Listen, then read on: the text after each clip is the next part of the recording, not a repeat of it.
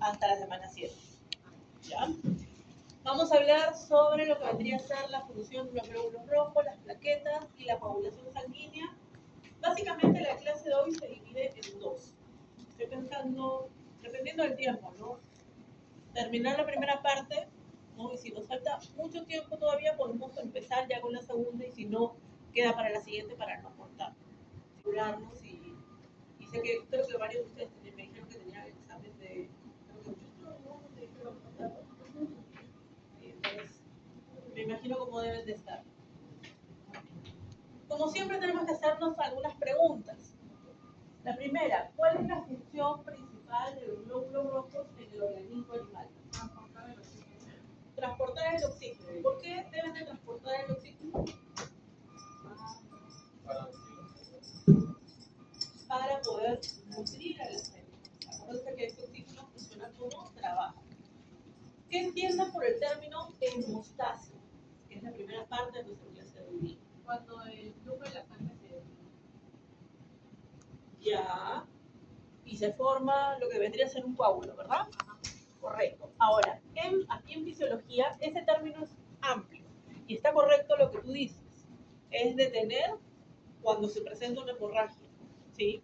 Para evitar la pérdida de sangre. Pero también vamos a ver que existen mecanismos, ¿sí? Hemostáticos.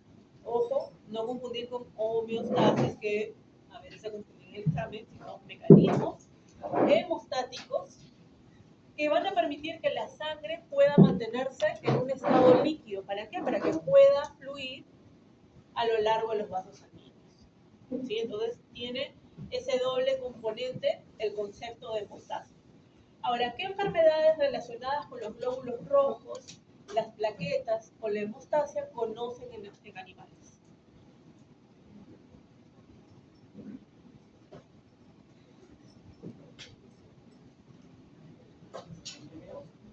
Anemia, trombosis, ¿qué más?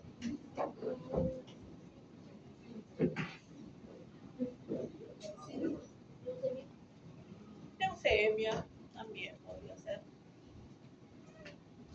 ¿Algo más? Hoy vamos a ver algunas. Puede ser también, por ejemplo, hemofilia, ¿no? En perros. Podemos encontrar algunos desórdenes, algunos síndromes hereditarios respecto a las plaquetas, que vamos a ver hoy día también. ¿Okay? Y quiero que tengan en cuenta que aquí en estas preguntas están relacionadas a los glóbulos rojos y a las plaquetas. ¿Por qué no hablamos de glóbulos blancos? Porque ustedes tienen el curso de inmuno.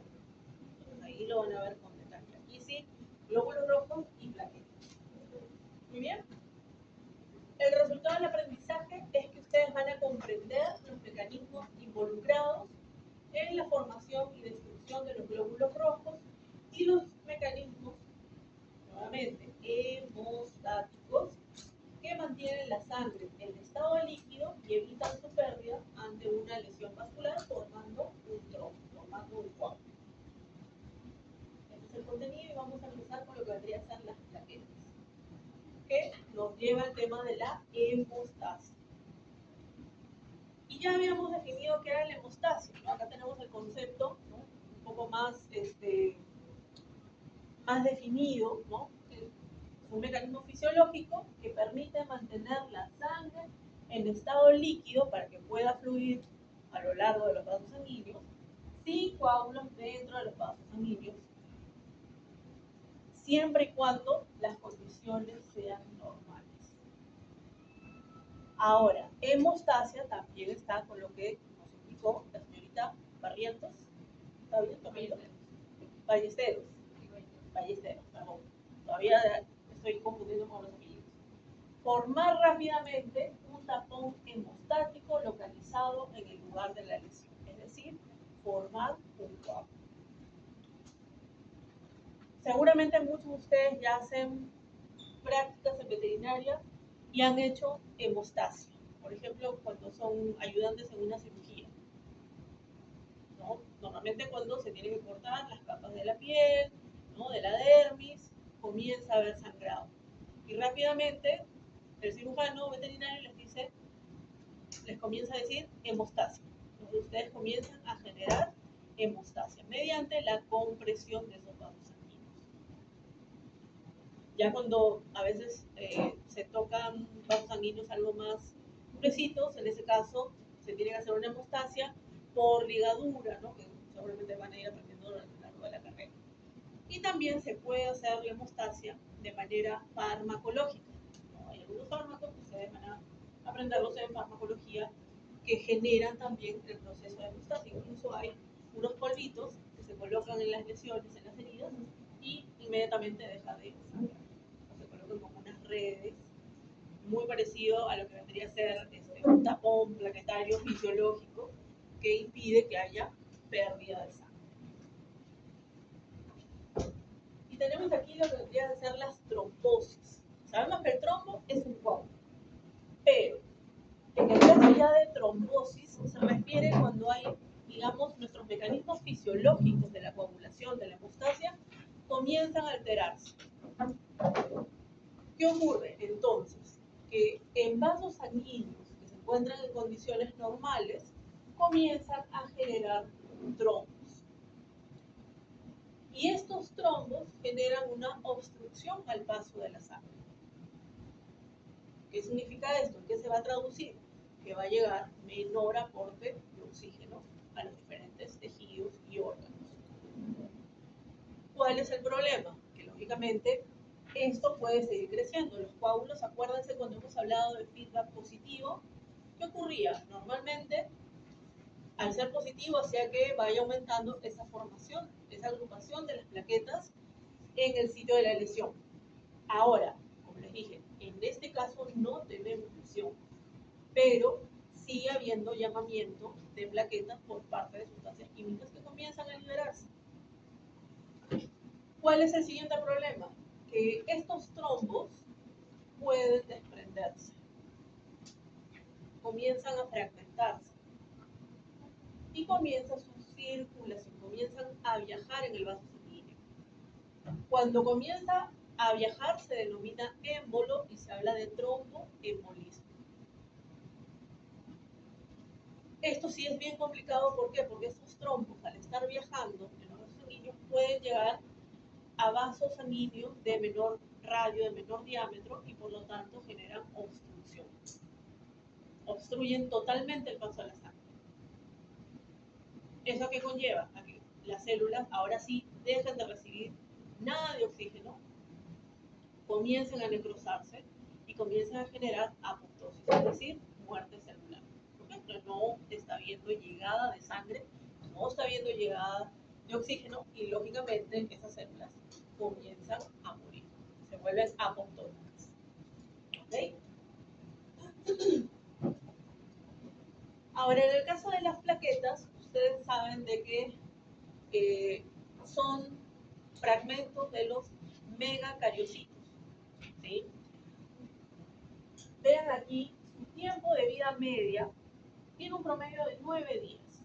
¿Sí? 9 días, hay algunos autores que hablan que puede ser de 13 días, 8 días, pero un promedio de 9 días. ¿Dónde se almacena? Ustedes saben que principalmente se van a almacenar a nivel de lo que vendría a ser el vaso. Se van a encontrar también en el hígado, se van a encontrar en otros tipos de órganos, pero sobre todo a nivel del vaso. Incluso hay algunas especies que, aquí dice 33%, pero hay algunas en que llega incluso al 60%. ¿Sí? La forma, tiene forma redondeada, es como redondeada pero aplanada.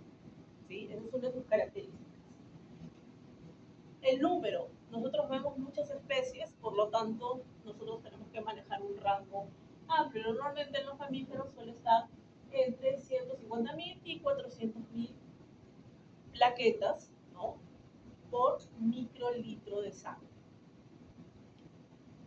Cuando el número de plaquetas supera los 400.000, estamos hablando de trombocitosis. Cuando está por debajo de 150.000, hablamos de trombocitopenia. ¿Sí? Entonces, si ustedes escuchan, mi paciente tiene trombocitopenia, significa que sus plaquetas están por debajo de sus valores normales. ¿Sí? Ahora, tiene una zona periplaquetaria. Esa zona periplaquetaria es la zona que está rodeando básicamente lo que vendría a ser las membranas y que se caracteriza por, fíjense, tener unas glucoproteínas, vamos a ver a continuación varias glucoproteínas, que ayudan a que estas plaquetas puedan agregarse y unirse unas con otras para mantener la estabilidad del tapón planetario. Contiene granulaciones, ¿no? Tiene gránulos alfa, tiene gránulos B o densos también, con diferentes sustancias, tiene tubulina. Ustedes recordarán por biología que en el caso de la tubulina confiere cierta motilidad, ¿no? Son unas estructuras tubulares que le permiten a las células poder desplazarse, ¿sí? Entonces, estas son las características de las plaquetas que nos interesan. Ahora, para que se pueda generar el coágulo, se van a dar a través de diferentes fases que se conocen como las fases de la hemostasia. Podemos ver un vaso sanguíneo que ha sido lesionado, ¿no? Puede haber sufrido un corte, vamos a suponer que alguien se cortó el dedo, y lo que va a ocurrir a continuación es que va a haber una disminución de la luz de ese vaso sanguíneo, va a generar vasoconstricción. Va a darse también la formación del tapón plaquetario, que también se conoce como la hemostasia primaria. Y en el mismo tiempo se está dando lo que vendría a ser la formación de la fibrina, que es lo que vendría a ser la hemostasia secundaria. Y ahora les voy a explicar cada una de estas fases para poder entenderlas. La primera fase, vasoconstricción. Vaso sanguíneo lesionado, hay exposición del colágeno, ¿sí? El endotelio es el que está viendo afectado. Entonces, para evitar la pérdida de sangre, lo primero que tiene que ocurrir es que tiene que haber una vasoconstricción. ¿Para qué? Para evitar esa pérdida de sangre, como primer punto, ¿sí? Entonces, lo que vamos a ver es como respuesta refleja, vamos a tener que comienza a liberarse adrenalina, ¿no? Y a través del reflejo que ustedes ya conocen, van a generar vasoconstricción. Pero también, de manera local, comienza a liberar otra sustancia química que es la endotelina. ¿Sí? La endotelina es un potente vasoconstrictor, ¿no? Local. Estas células del subendotelio comienzan a producirla, sintetizarla, se libera, y cuando se unen a sus receptores de endotelina, que por cierto están acoplados a proteína GQ, entonces genera vasoconstricción. Ustedes ya saben, la adrenalina alfa 1, ¿no? Se une a sus receptores alfa 1 acoplados a proteína GQ, y la endotelina se une a sus receptores de endotelina 1 también acoplados a proteína GQ. Mismo mecanismo, misma señalización, mismo efecto, vasoconstrictor. ¿Sí? Entonces, lo primero que tiene que ocurrir es esto. ¿Para qué? Para poder evitar la pérdida de sangre. ¿Okay? Eso como primer punto. A continuación, se tiene que dar lo que se conoce como la hemostasia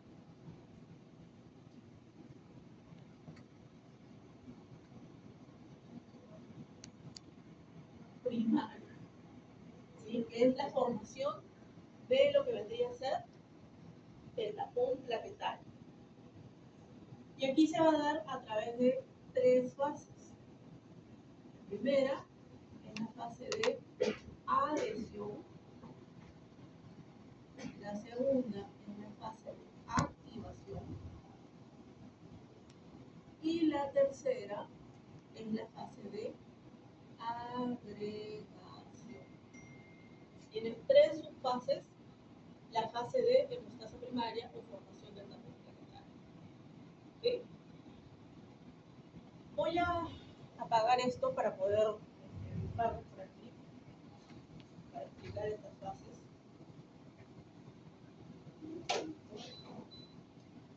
Voy a prender la luz también porque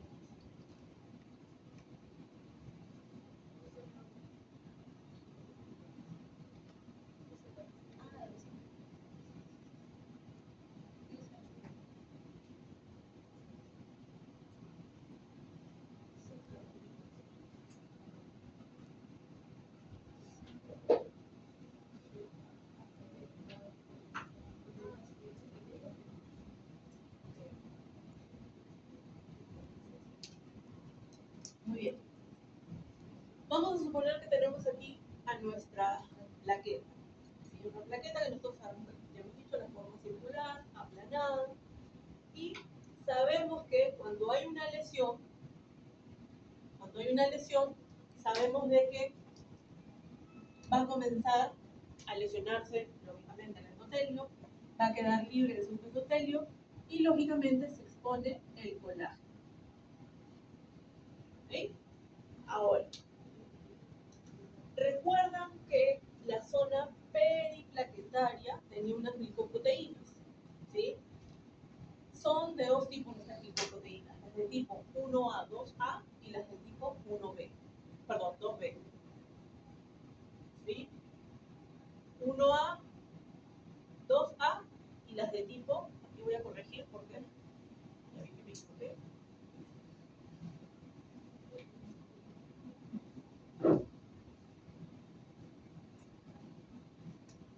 Las de tipo 1B. Lo que va a ocurrir es que la plaqueta, a través de estas glicoproteínas, va a comenzar a unirse al colágeno. ¿Sí? Comienza a unirse al colágeno. Pero ¿qué ocurre? Que las glicoproteínas 1A, 2A generan una unión muy débil. Entonces, fácilmente se puede desprender. ¿Qué ocurre con las otras glicoproteínas? Que son las de tipo 1B.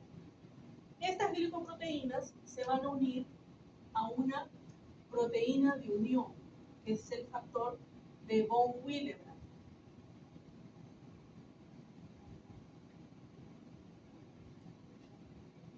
Factor de von Willebrand, una proteína de unión, que va a permitir darle estabilidad a esta unión. Entonces aquí, esta primera fase, que es la fase de adhesión, se da cuando las glicoproteínas 1B se unen al factor de von Willebrand. ¿Okay? Una vez que hubo adhesión, ahora va a comenzar a activarse esta plaqueta. ¿Cómo sabemos que se ha activado? Porque comienza a haber un cambio morfológico. Es decir, comienza a haber un cambio en su forma, haciendo que le salgan pseudómeros. Comienza a adquirir una forma estrellada. Pierden esa forma circular, plana, ahora es estrellada. Y además, otra forma de saber de que está siendo activada es que los gránulos, los alfa y los densos, comienzan a liberar diferentes sustancias químicas fuera de la plaqueta. Por ejemplo, a nivel de los alfa vamos a encontrar fibrinógeno. Ustedes saben que es una proteína tipo soluble, ¿sí? Tiene fibrinógeno, podemos encontrar un poco de serotonina, en los densos podemos encontrar calcio, podemos encontrar ADP, ¿sí? Que van a ser importantes en el sentido de que van a comenzar a llamar a otras plaquetas, pero además también van a comenzar a activarse ellas mismas. Las plaquetas tienen receptores hacia estas sustancias que están acoplados a proteínas GQ, es decir, tienen proteínas GQ en sus membranas. Y ustedes saben que cuando se activan, comienza a degradar a los fosfolípidos de la membrana y nos da inositol trifosfato y diacilglicerol. Que como segundos mensajeros lo que van a generar es que haya un aumento de calcio. ¿Sí? Ya sea porque fue al retículo endoplasmático o bien porque activó la proteína quinasa C. Entonces, ese aumento de calcio a nivel intracelular es muy importante, ¿sí? Porque va a dar pie a que pasemos a la siguiente fase, que es la fase de agregación. ¿Cómo se da esta agregación? Gracias al aumento de calcio, lo que vamos a ver es que ahora le van a comenzar a salir o a externalizarse glicoproteínas de tipo 2B3A. ¿Sí? Se externalizan glicoproteínas 2B3A. Comienzan a externalizarse. ¿Cuál es la importancia de que se externalice? Que va a permitir que se dé la agregación. Para esto, a medida que se van liberando estos gránulos, también van a liberar lo que vendría a ser el tromboxano.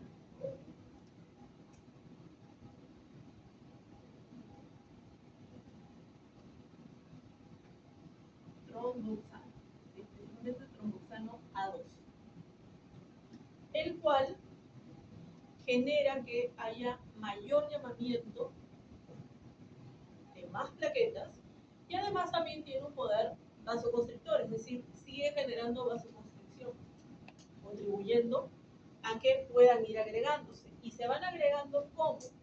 A través de estas glicoproteínas 2B3A. Es decir, si nosotros tenemos, vamos a suponer que aquí tenemos otra plaqueta, ¿sí? Y aquí tiene su glicoproteína 2B3A. Gracias a estas glicoproteínas se van a ir agregando. Les va a permitir, como, a ver, para que puedan entender, como que se van enganchando unas con otras. Pero además, acuérdense que los gránulos alfa liberan fibrinógeno. Entonces, el fibrinógeno consolida esta unión. Sirve como un puente de unión entre estas glicoproteínas para finalmente formar esa agregación que nos va a dar lo que se conoce como el tapón plaquetal.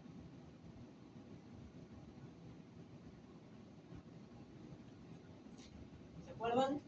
No sé si fue con ustedes o otra sección que haya hecho, pero cuando teníamos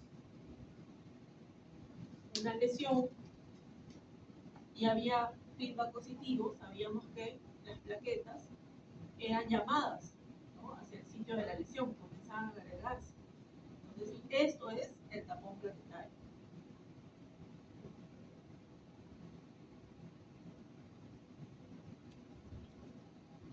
Gracias a que han pasado por esta fase de adhesión, de activación y de agregación.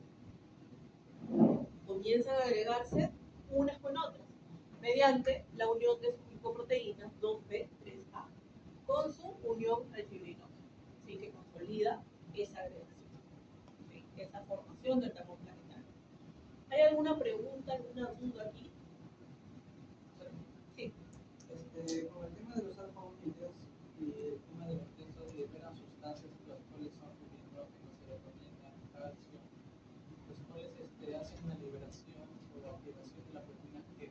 Sí, es como que comienzan a autoactivarse con la liberación de las sustancias, como el ADP que libera, o el mismo calcio. El calcio va a hacer que llamen a las plaquetas. Ese aumento de calcio lo que va a generar es que se externalicen las glicoproteínas 2B3A. ¿Para qué? Para que puedan agregarse. ¿Sí? ¿Alguna otra duda, alguna otra pregunta? ¿Cuál es la función del tromboxano A2? El tromboxano A2, que comienza a liberarse, permite que haya mayor llamamiento de más plaquetas para que pasen por todas estas fases. Y también tiene un efecto vasoconstrictor. ¿Por qué? Porque sus receptores que se encuentran en el vaso sanguíneo también están mostrando proteínas. Entonces también evita que haya pérdida de sangre, ¿no?, aparte de formar ese tapón plaquetario que forma parte de nuestra hemostasia primaria. ¿Quién libera el tromboxano A2? El tromboxano A2 lo liberan lo que vendrían a ser los gránulos, sobre todo los alfa, que se van a formar a partir de que hay una degradación del colesterol de la membrana, del mismo, de los mismos, digamos, de la misma membrana de esta plaqueta. Ustedes recordarán por bioquímica, que el colesterol, a través de una enzima que es la fosfolipasa A2, ¿sí?, nos va a dar lo que vendrían a ser sustancias lipídicas que además vamos a ver que a través de lo que vendría a ser el ácido araquidónico lo convierte en prostaglandinas y en tromboxanos. ¿Sí? Entonces los tromboxanos pueden liberarse de la misma plaqueta, pero por lo general se producen por degradación del colesterol de la membrana. Y algo muy importante, que lo que va a permitir que pueda convertirse en tromboxano es lo que vendría a ser una enzima, que es la COX, que tal vez también la recuerdan por bioquímica, la ciclooxigenasa. La ciclooxigenasa consolida la formación de ese tromboxano A2. Ahora, ustedes en farmacología van a ver ciertos fármacos, como por ejemplo la aspirina. No hay mucho hablar de la aspirina, que sabemos que nuestros pacientes prácticamente no se les administra, pero tienen que conocer esto, y es que la aspirina lo que hace es inhibir a la COX. Entonces, al inhibir a la COX, ¿qué pasa? Ya no tenemos tromboxanos A2.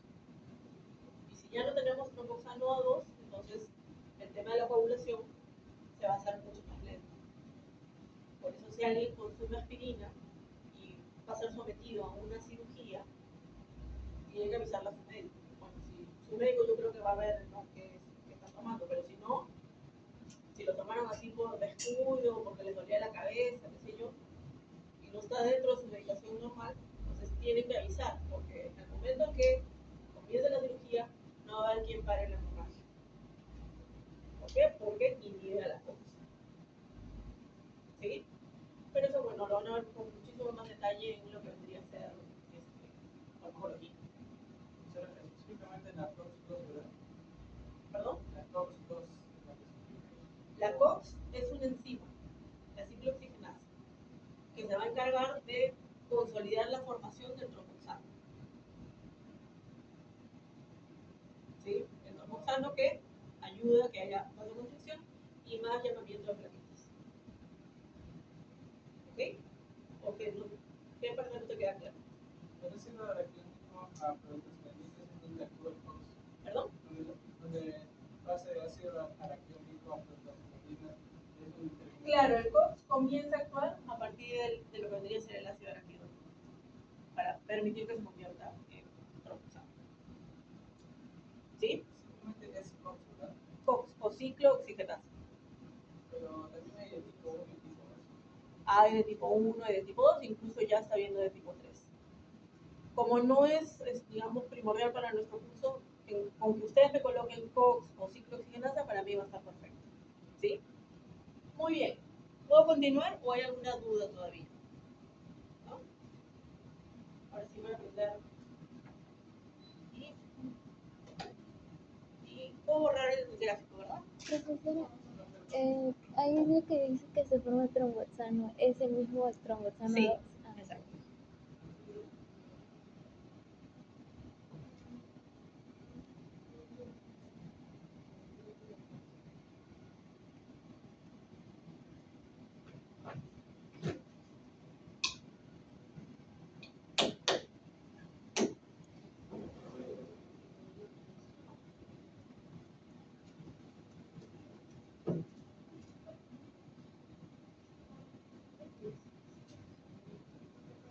Ahora sí, ¿puedo borrar?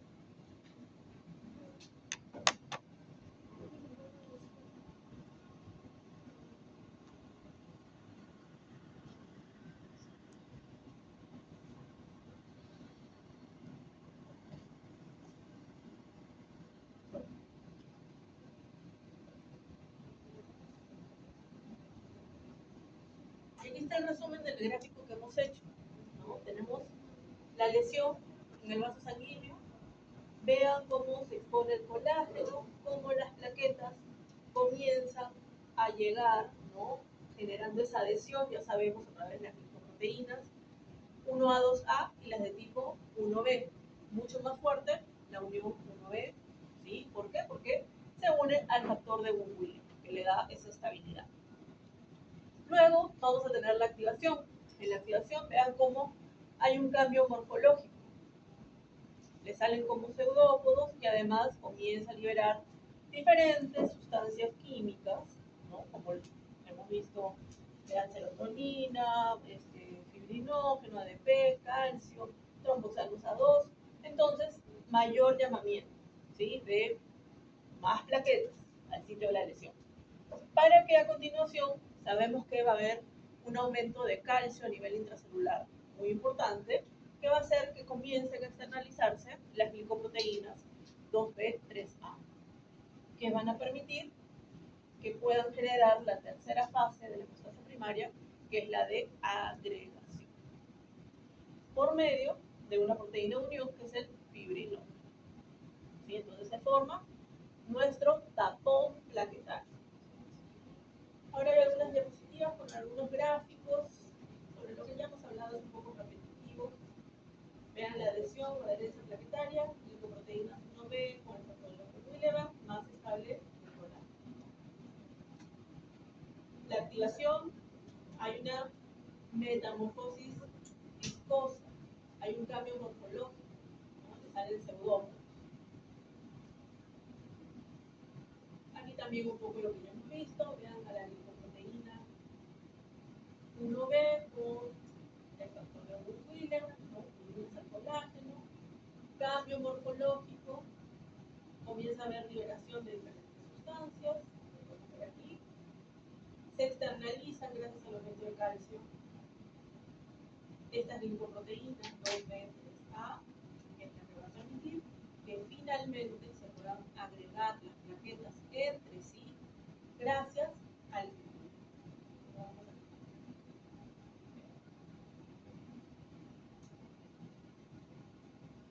Ahora, pueden haber algunas patologías relacionadas con esta hemostasia primaria. Hay tres que se conocen muy bien en el ser humano y en la medicina veterinaria está más estudiado sobre todo en perros. Es en el que sí podemos encontrar estos tres tipos de patologías que son hereditarias. Tenemos primero lo que vendría a ser la deficiencia de GLA. En este caso,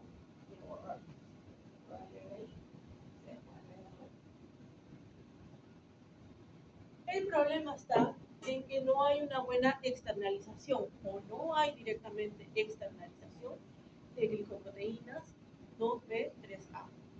Por lo tanto, ¿qué no habrá? No habrá una buena agregación. No habrá una buena agregación plaquetaria. Entonces, ¿qué pasa? Que va a haber hemostasia primaria, pero va a ser muy débil. Rápidamente ese tapón plaquetario se puede, digamos, zafar del lugar de la lesión. Entonces, otra vez comienza el proceso. Pero como es tan débil, se vuelve a zafar, sigue saliéndose, sigue soltándose. ¿Sí? Entonces, no hay una buena hemostasia primaria. Luego tenemos, para esto, ¿en qué especies podemos encontrar? Vamos a encontrar en el perro, hay algunas razas que están, digamos, más predispuestas, ¿no? Por ejemplo, el pastor alemán, los colis, los poodles también, ¿no? Son los que están más predeterminados a poder padecer estas patologías de tipo hereditario. En algunos equinos y en los bovinos también, pero digamos que es como que todavía se encuentran estudios, o sea, no hay nada en específico, ¿sí? Luego tenemos el síndrome de Bernard-Soulier, que tenemos aquí. En este caso, el problema está en que las plaquetas no tienen glicoproteínas de tipo 1B. Entonces, si no tienen glicoproteínas de tipo 1B, ¿habrá una buena adhesión? No. ¿Por qué? Porque no tenemos esa ancla que necesita el factor de von Willebrand para poder permitir, ¿no?, que pueda adherirse al sitio de la lesión. Sí hay factor de von Willebrand, pero ¿qué pasa? Que solamente tiene predilección por estas glicoproteínas de tipo 1B. Sí van a estar las de tipo 1A, 2A, pero es igual que nada. Porque ya sabemos que esa unión es débil. ¿Sí? Este tipo de patología, el síndrome de Bernard-Soulier, está diagnosticada en perros, pero digamos que no es muy, o sea, como que es muy nuevo todavía, como que no se tienen muchos datos. Sé que en ratitas de laboratorio se ha encontrado, por ejemplo, pero no hay estudios en bovinos, no hay estudios en equinos, en gatos, entonces es como que yo no les puedo asegurar no hay, siendo que a lo mejor sí podría haber, pero necesitamos más estudios. ¿Sí? Pero que sí está comprobado, pocos casos en perros. ¿Sí? El siguiente, la enfermedad o deficiencia de von Willebrand. Ya su nombre nos está indicando todo, ¿no? El problema está en que esta proteína de unión, muy importante, no se encuentra. Por lo tanto, la glicoproteína 1B se va a unir al colágeno, pero esa unión también va a ser débil. Es lo mismo que nada. El tapón plaquetario fácilmente se puede soltar. Y esta patología hereditaria es la que normalmente más encontramos en la medicina veterinaria, sobre todo en perros. Vean, podemos encontrar en perros, gatos, en porcinos, en bovinos. En equinos no hay datos, pero quién sabe, con más estudios se puede encontrar a lo mejor, ¿no? Pero en perros, sobre todo los que nos dedicamos a clínica de pequeñas especies, en el perro suele presentarse. Entonces, ¿qué pasa? Que aquí también hay un problema al momento de la adhesión plaquetaria. ¿No? Tarda mucho más en generar la coagulación. ¿Sí? El tiempo de coagulación es más largo. ¿Okay? Entonces, estas son las tres alteraciones que podría presentar, ¿no?, las plaquetas respecto a la formación del tapón plaquetario. ¿Muy bien? Pero los tres son heredados. Sí, hereditarias, las tres. No es que de buenas a primeras pueda aparecer, no, hasta el momento no hay datos de eso, siempre se ha catalogado como hereditarias. En el ser humano es muy frecuente, ¿sí? Cualquiera de las tres, y están mucho más estudiadas. Ahora, al momento en que se está dando la hemostasia primaria, se va a dar la hemostasia secundaria. Una hemostasia secundaria, y quiero que aquí vean bien lo que dice, el tapón plaquetario formado en la hemostasia primaria no garantiza una hemostasia completa, por lo que es necesario el proceso de coagulación sanguínea, es decir, la hemostasia secundaria, ¿sí?, que lo refuerza y consolida. ¿Por qué? Porque la hemostasia secundaria significa que se va a formar la red de fibrina. ¿Ustedes recordarán que el fibrinógeno dijimos que es una proteína soluble, pero la fibrina es insoluble? ¿Sí? De hecho, creo que esta semana tienen la práctica de coagulación. Creo que van a recolectar sangre aquí en los animalitos y ustedes van a obtener la fibrina. Y se van a dar cuenta que es como una red, es una red tridimensional. Que si les hablo para que me puedan entender, es como si fuese un chicle masticado. ¿Sí? La van a lavar, el color rojo sangre que suele tener al momento de lavarla tiene un color nacarado. ¿Sí? Es como una red tridimensional. Entonces, esa red le da estabilidad al cuerpo, es lo que consolida. Entonces, es necesaria que se dé la hemostasia secundaria para reforzar el proceso de coagulación. Ahora, algo muy importante, y es que para que se pueda dar la hemostasia secundaria necesitamos siempre una enzima, un sustrato y un producto. ¿Qué quiere decir eso? Que vamos a tener un sustrato, un producto y una enzima. ¿Sí? Esa es la abreviatura de enzima. Es una enzima. Entonces, en este caso, nuestro sustrato va a ser la protrombina.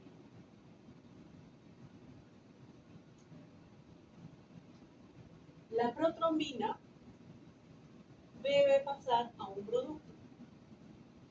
Ese producto es la trombina. pueda darse este paso de manera efectiva y rápida, necesita de una enzima, que se conoce a esta enzima como complejo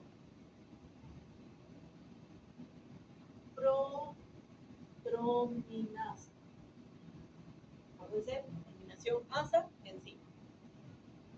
¿Ok? Entonces, la protrombina necesita el complejo protrombinasa para que se convierta en trombina. Y tal vez ustedes recordarán que este complejo protrombinasa está formado por el factor 10 activado y el factor 4 activado. En el caso del factor 4 es el calcio. ¿Sí? Entonces necesita del factor 10 activado y de calcio. ¿Sí? Que conforma este complejo protrombinasa para permitir que la protrombina se convierta en trombina. Ahora, sí. ¿Cómo se activan el factor 10 y el factor cuál era? El factor 4, ¿sí? ¿Qué es calcio? Ustedes cuando buscan en los libros se dan cuenta que muchos dicen simplemente calcio. Ustedes ya saben que es el factor 4. ¿Sí? Ahora, la trombina, que fue un producto,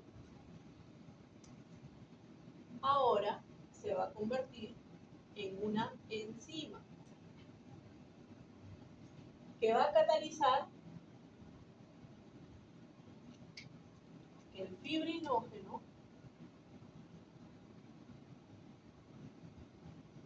gracias a la trombina se convierta en fibrina, que es la que le da ese aspecto, esa red tridimensional.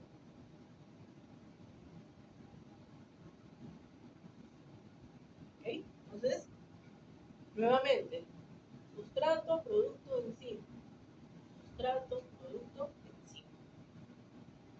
Esto es ya la consolidación de nuestro coágulo per se. ¿Sí? Ahora, para esto, tal vez ustedes recordarán que cuando hablamos de coagulación sanguínea, tenemos que hablar que existe una vía extrínseca y una vía intrínseca. Cada una de estas vías activan el complejo protrombinasa. Y a partir del complejo protrombinasa, hasta que la protrombina va a terminar en fibrina, se conoce como la vía común.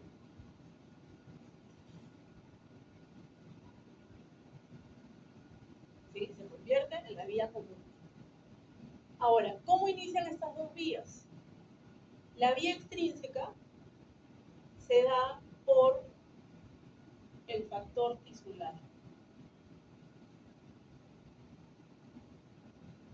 que se expone cuando hay una lesión. ¿Sí? Cuando hay una lesión a nivel del endotelio, sanguíneo. ¿Ok? Entonces, factor tisular. Algo muy importante, que la vía extrínseca es más rápida.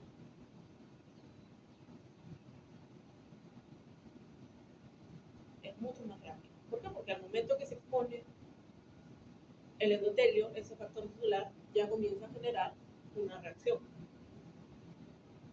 A diferencia de la vía intrínseca, que la vía intrínseca se da por lo que vendría a ser contacto. Contacto entre, por ejemplo, la lesión y las plaquetas. Se da por lo que se conoce como la teoría de cargas negativas. Cargas negativas de las plaquetas. Acuérdense que las plaquetas tienen carga negativa. ¿Sí? Entonces, esta vía intrínseca es más lenta, pero es más duradera.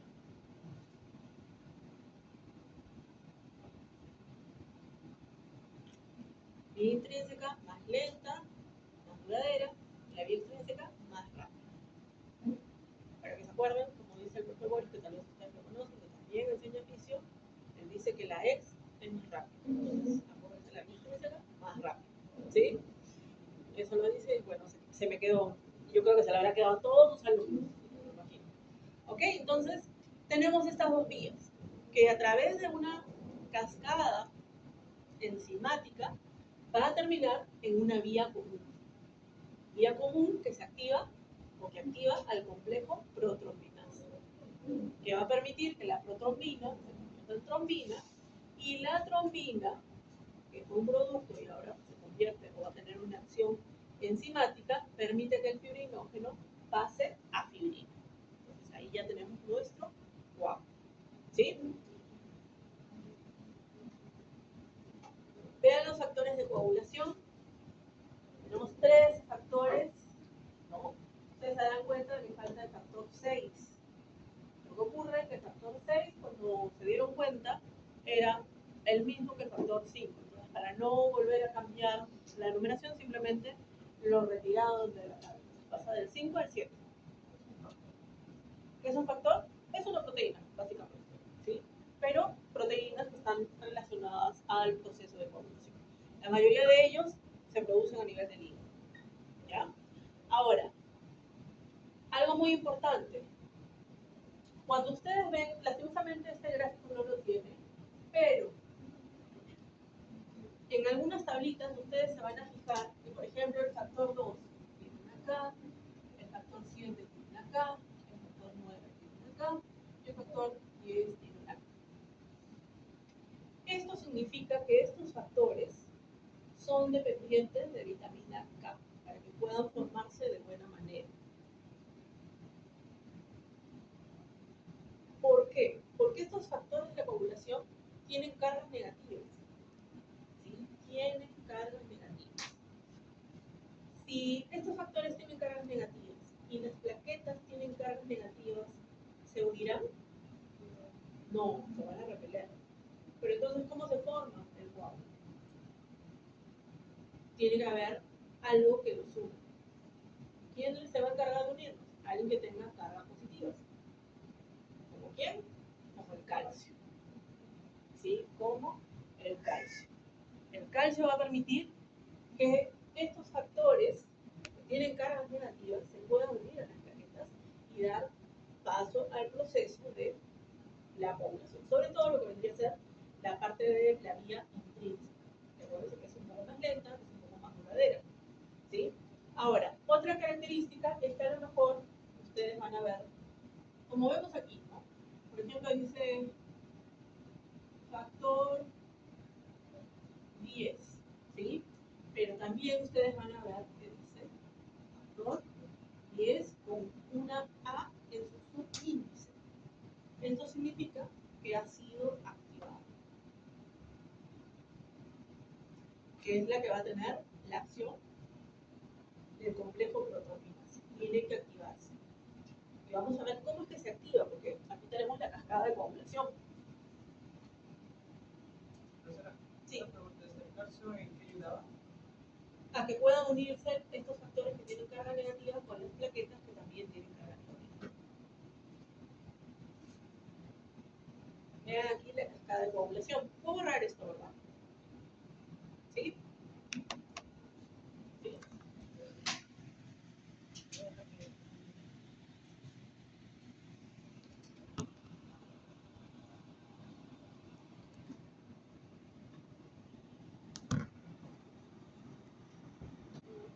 La hemostasia primaria se da al mismo tiempo que la hemostasia secundaria.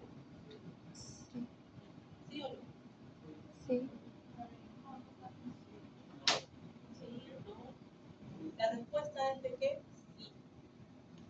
Se da al mismo tiempo. ¿Por qué? Porque acuérdense que cuando hay una lesión tisular, al mismo tiempo se expone el colágeno, pero también el factor tisular.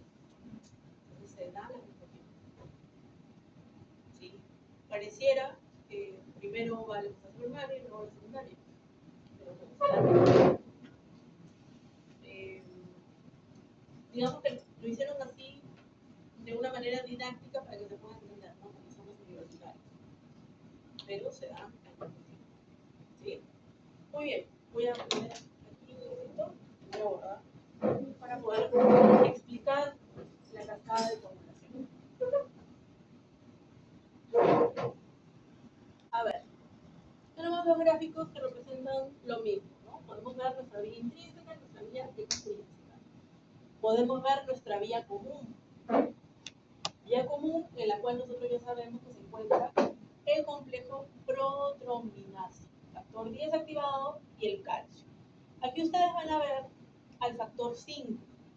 Pero ¿qué pasa? Que el factor 5, al igual que el factor 8, en realidad no son factores, sino son cofactores. Entonces, ¿qué ocurre? Que si falta el factor 5, igual se va a dar la vía común, mientras estén activados, la 10 y la 4. ¿Qué hace la presencia de este factor 5? Que sea más rápido, que se active más rápido este complejo protrombinasa. Lo que hace es acelerar el proceso. Bien, entonces, vean, tenemos nuestra vía común, tenemos que esto va a permitir que la protrombina pase a trombina y la trombina ahora actúe como una enzima y permite que el fibrinógeno se convierta en fibrina. Entonces, estas hebras o hilos o monómeros de fibrina, que es esa red que consolida al coágulo. Y tenemos nuestra vía extrínseca que dijimos que era más rápido. Ustedes se dan cuenta que tiene menos procesos que el intrínseco. Entonces la X más rápido. Se expone el factor tisular que va a comenzar a activar ¿a quién? Al factor 7 junto con el calcio. Entonces cuando se activa el factor 7, ¿sí? Ese factor 7 activado activa a la vía común. Permite que el factor 10 se active. Da inicio a la vía común. En el caso de la vía intrínseca, ya sabemos que se da por esa teoría de las cargas negativas, por contacto, que ya hemos hablado, y en este caso vamos a ver que el factor 12, el factor de Hagemann, va a activarse. Una vez que se activa el factor 12, ahora se va a activar el factor 11. ¿Ven? ¿Se dan cuenta? Es como una cadena. Una vez que se activa el factor 11, ahora va a activar al factor 9. Y el factor 9 va a permitir que se active el complejo protrombinasa. ¿Por qué? Porque permite que se active el factor 10. Y al igual que aquí vemos al factor 5, aquí tenemos al factor 8. Ese factor 8 también es un cofactor. Lo que hace es acelerar el proceso. Cataliza, ¿sí? Este factor 8, si bien en medicina humana está mucho más estudiado porque está relacionado con la hemofilia, ¿sí? Podemos encontrarlo también en perros. Si falta, es cuando comienzan a verse los signos de la hemofilia. Pero eso no quiere decir que no va a haber coagulación. Sí va a haber coagulación, solamente que va a ser mucho más lento. Eso es lo que va a ocurrir. ¿Okay? Entonces, fíjense cómo las dos vías, la extrínseca y la intrínseca, terminan en nuestra vía común. ¿Para qué? Para poder formar la fibrina. ¿Sí? Ahora, esta fibrina que forma esta red está unida por fuentes de hidrógeno. ¿Sí? Por fuentes de hidrógeno. Pero hay algo que le va a dar más estabilidad. ¿Alguien sabe de qué se trata? Es un factor. Es el factor 13. 13. Que tiene el nombre de factor estabilizante o estabilizador de la fibrina. Hace que esa red sea mucho más fuerte. ¿Sí? ¿Quién no se ha hecho una herida en el dedo? ¿Quién no se ha cortado? Que se ha formado, primero, proceso de coagulación, una hemostasia, y vemos que se va formando como una costra, ¿no? Esto es gracias a la estabilidad que le da ese factor 13. ¿Ok? Muy bien. ¿Puedo seguir avanzando? Ahora, hay una regulación para este proceso de formación del coágulo sanguíneo. Nosotros ya sabemos que esto va a responder ante un feedback positivo, donde sabemos que a más llamamiento de plaquetas, mayor agregación, más llamamiento, más agregación, más llamamiento, más agregación. ¿Sí? Entonces, Estos reguladores comienzan a activarse para evitar, vamos a poner que aquí está la lesión, para evitar que el coágulo crezca en todas direcciones, formando estos trombos, ¿no? Hacia los costados, hacia arriba, entonces, que impedirían totalmente el paso de la sangre. Entonces, por lo tanto, hay liberación de estos reguladores. ¿Para qué? Para que el coágulo solamente se mantenga en el sitio de la lesión y pueda recuperarse, pueda repararse. ¿Cuáles son estos reguladores? Tenemos a la molécula parecida a la heparina, tenemos a la trombomodulina y tenemos a la plasmina.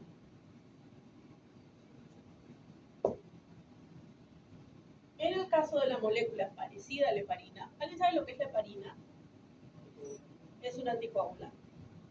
¿Sí? Es un anticoagulante que se utiliza en algunos containers, sobre todo los que tienen la tapa verde. Pero endógenamente el organismo animal tiene su propia heparina, que se conoce como molécula parecida a la heparina. Y lo que hace esta molécula parecida a la heparina es activar a la antitrombina 3. Antitrombina, ¿a qué le suena? A que no se va a formar trombina. Y efectivamente es así. Va a evitar que se forme la trombina. ¿Por qué? Porque lo que hace es inactivar al factor 10.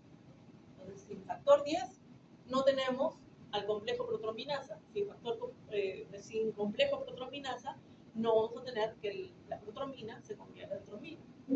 ¿Sí? Entonces, lo que va a generar es que comienza a liberarse en los alrededores de la lesión para evitar que ese coágulo siga extendiéndose. ¿Sí? Eso hace la molécula parecida a la heparina. Por otro lado, sí. Lo que hace la molécula parecida a la heparina es activar a la antitrombina 3 y al no tener, o mejor dicho, al estar activando a la antitrombina 3, inactiva al factor 10. Sin factor 10 no tienes complejo protrombinasa y sin complejo protrombinasa no tienes trombina. Y sin trombina no tienes paso de fibrinógeno a fibrina. ¿Sí? Es decir, prácticamente no tienes vía común. Eso te va a faltar. Vía común cuando se activa esta molécula parecida a la heparina.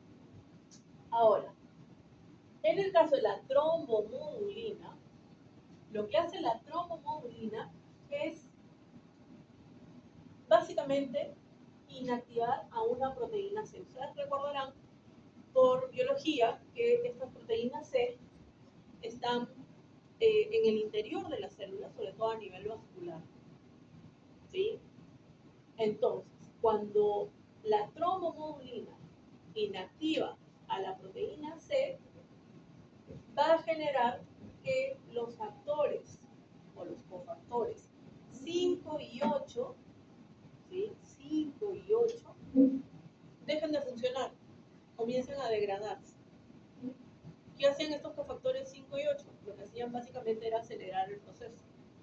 Entonces hace que sea mucho más lento el proceso de coagulación. ¿Sí? Entonces, la molécula parecida a la heparina y la trombomodulina regulan el crecimiento del trombo, a diferencia del último, que es la plasmina. ¿Qué hace la plasmina? La plasmina se encuentra inactiva, lastimosamente, bueno, sí hay, pero está muy abreviado. La plasmina está activa porque normalmente en la sangre está desplazándose de manera inactiva como plasminógeno. Plasminógeno. ¿Sí? Entonces, cuando detecta este vaso sanguíneo que hay mucha formación de fibrina, comienza a activarse ese fibrinógeno a fibrina a través de un activador que es el TPA, que es activador de plasminógeno tisular. Eso es lo que significa. Activador de plasminógeno tisular. Pasa de plasminógeno a plasmina y comienza un proceso fibrinolítico. genera fibrinolisis, es decir, la destrucción de la red de fibrina. ¿Sí? Entonces, el tercer regulador, a diferencia de los dos primeros que solamente regulaban el crecimiento, lo que hace la plasmina es destruir, lo que genera fibrinolisis. ¿Sí? Bien, aquí un resumen. Lo tienen ahí en las diapositivas también en Canvas, acuérdense, ¿no? Lo que hemos estado hablando. En el caso de la molécula parecida a la heparina, ya sabemos que va a inactivar la trombina, el factor desactivado. ¿Por qué? Porque se une a la antitrombina 3. Y en el caso de la trombomodulina, va a inactivar a la proteína C. ¿Sí? Entonces, inhibe a los cofactores 5 y 8. Y en el caso de la plasmina, ya sabemos que va a generar fibrinolisis. Disuelve el coágulo, ¿no? Lo destruye completamente. En efecto, fibrinolisis. Ahora, tenemos anticoagulantes. Ustedes en la práctica van a trabajar con anticoagulantes que tienen diferentes mecanismos de acción. Posiblemente ustedes tengan que investigar, ¿no?, cómo es el mecanismo de acción. Diferentes vacuumers, ustedes pueden ver, tienen las capas de diferentes colores. Por ejemplo, el que es verde contiene heparina. ¿Cuál es el mecanismo de la heparina?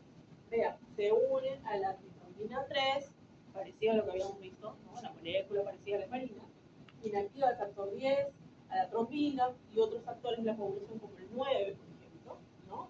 Entonces, lógicamente, no vamos a tener formación de fibrina, es un anticoagulante. ¿Sí? Ahora, tenemos otros colores como vemos aquí, como en el caso, el que es azul o celeste, ahí vamos a tener lo que es oxalato de sodio, citrato de sodio, el de color morado, que por ahí es el que ustedes más conocen, ¿no?, que contiene DTA. Vean, todos estos evitan la coagulación por su propiedad que tiene de bloquear al calcio. Sin calcio, primero no tenemos complejo protrombinasa, no tenemos una buena cascada de coagulación. Y tampoco vamos a tener que esa vía intrínseca se pueda activar, porque con eso que necesitamos del calcio, que sirve a esa unión entre las plaquetas y los factores que tienen cargas negativas. ¿Sí? Entonces vean cómo funciona, cómo tiene ese mecanismo de acción. Ahora, vemos el de color rojo, el de color oro. Debo confesarles que nunca he visto el de color oro. Sí, una mezcla de rojo con una partecita de oro. Creo que eso es el que nos venden aquí en Perú. Que tiene la misma función, solamente que el que tiene rojo con un poquito de oro es un gel separador. ¿De qué? De suero. Retrae el coágulo para que pueda subir el suero. Lo van a ver en la práctica, ¿sí? Y luego tenemos la warfarina. La warfarina, que tal vez ustedes también hayan escuchado sobre ella, se encuentra en muchos rodenticidas, ¿no?, venenos para ratas. Entonces, normalmente, ¿qué ocurre? Que la rata cuando ingiere esta rodenticida que contiene warfarina, muere desangrado. ¿Sí? ¿Por qué? Porque la warfarina disminuye la síntesis de factores de coagulación dependientes de la vitamina K. ¿Cuáles eran los factores? 2, 7, 9 y 10. Esto suele presentarse mucho en la clínica veterinaria. ¿Por qué? Porque tenemos al perrito, al gatito travieso que encontró donde colocaron el veneno y llegan con sangrado por la nariz, por el canto medial de los ojos, por las orejas, por los genitales, por todas partes que ustedes se imaginen. Tratamiento, primero estabilizarlo, porque sí va a haber un cambio, ustedes van a ver varios parámetros fisiológicos, pero se le debe administrar vitamina K. Al principio, inyectable, y luego ya en la casa, ¿no? ¿Para qué? Para que pueda ir recuperando estos factores. ¿Ok? Muy bien. ¿Alguna pregunta sobre plaquetas? ¿Ninguna? ¿Les parece si nos quedamos aquí? Sí, porque veo caras cansadas. Me imagino que habrán estado estudiando física y sus buenos cursos. Entonces, la próxima semana vamos a continuar aquí y empezamos con nuestra clase de la semana.